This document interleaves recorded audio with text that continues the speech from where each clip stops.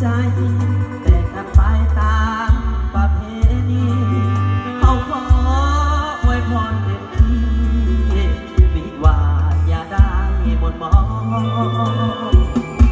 ขอให้มีคำมีเงินเป็นล้านชีวิตลังทานแต่งงานจงสุขสันต์ด้วยกันทั้งสองขอให้อย่างนี้เกียรติสถิตในแผ่นดินทองโอ้ยไม่อย่าได้มาต้องขอความรักไอเจราโอ้ทำตัวเหมือนสร้างเอาราเมียหาคือลูกตามมาสมดังว่าเป็นสร้างเอาหลังสวยกันทำมาหา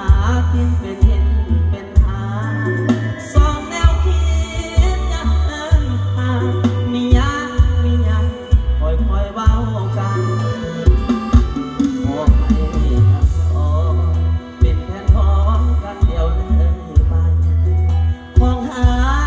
กันให้แจ่มใสเลยไปสวกาลนาเอายอดทอ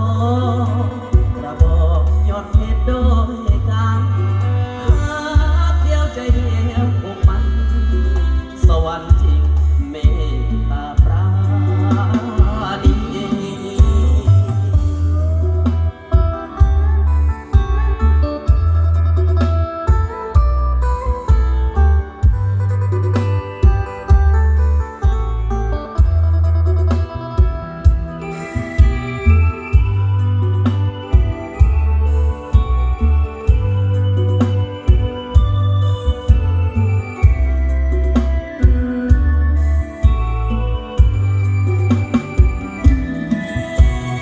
โอ้ทำตัวเหมือนสร้างเอาอาอย่าหาคือรู้นานสมดังว่าเป็นสร้างเอาหลังสวยกันทำมาหากินเป็นเห็นเป็นหาสองแนวคิดยังเดินทางมียังค่อยเว้ากัน ขอให้ทั้งสองเป็นแผ่นทองกันเดียวเลยไปของหา